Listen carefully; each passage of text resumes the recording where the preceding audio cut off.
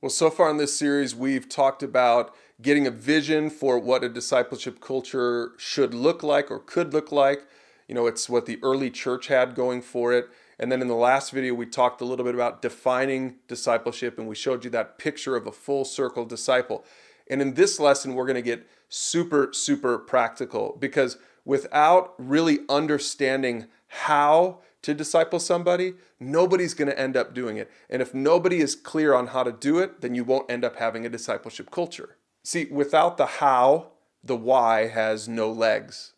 Now, the why is all about mission, and every church, almost every Christian out there, knows what the mission of the church is. Everybody knows that the church is supposed to make disciples. But the crazy thing is, nobody knows exactly how to do it.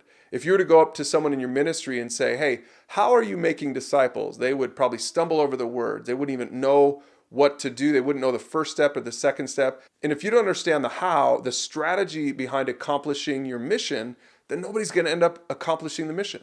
Again, we saw it in the last video, Ephesians 4:15. Speaking the truth in love, we are to grow up in every way into Him who is the head, into Christ.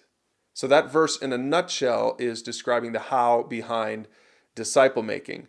What does it mean to make a disciple? It means that you speak the truth in love. In other words, you speak truth on a variety of topics relationally. In a personal relationship with somebody, you speak the truth. So if you think about preaching, preaching is speaking the truth in a crowd. And preaching's good. Jesus preached. I hope in your ministry you have good, solid biblical preachers. But discipling or mentoring is speaking truth in love. It's speaking truth relationally. Remember, Jesus in Matthew 9 wasn't satisfied with speaking truth to the crowd. Once he saw the crowd and he saw all the sheep without a shepherd, his heart was broken for him. And he said, guys, you need to get out there and ask the Lord of the harvest to send more disciple makers out there so that people could hear the truth in the context of a personal relationship.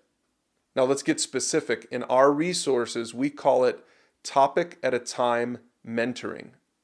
Our resources are filled with biblical truth on a variety of topics, thousands of topics. And the whole idea is, if a mentor's job is to come alongside someone personally, relationally, helping them to pursue God, that means that they're helping to discern which topics to start with, and they're walking with them until that other person has a biblical worldview on that particular topic. Now, many Christians confuse the words discipleship and evangelism, but it's really simple. Discipleship is everything. Evangelism is just simply the first part of discipleship. Evangelism is discipling someone who's not yet on the circle. They haven't yet trusted Jesus.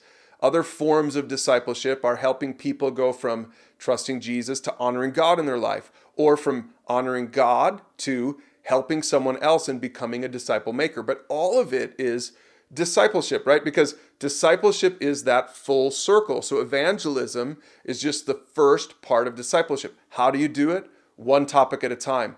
There are different topics that you need to cover with someone who's far from God than with someone who's been in the church for a while. But all of it is the same basic thing. One topic at a time, you walk relationally with somebody, helping them discover the truth of God's word so that they can apply it to their lives. And don't forget this, a system and tools like the tools we have online make it reproducible. Someone once said to me, if you want to plant a church, preach a sermon, but if you want to create a movement, write a curriculum. Now that is a really interesting statement to make. And the point was this: there are a lot of valid ways to make disciples. But in your organization, in your church or ministry, if you want to have a culture of discipleship, which means everybody is doing it, everybody is on the same page, you better keep it simple. You better make sure that you can explain exactly what you're asking people to do. And then you better empower them and equip them to go do that thing. That's what the topic at a time discipleship tools at pursuegod.org are all about. They're simple, they're comprehensive, and they're free so that everyone in your church or ministry can be simply empowered to go make disciples. And when you do that, you're going to have a discipleship culture.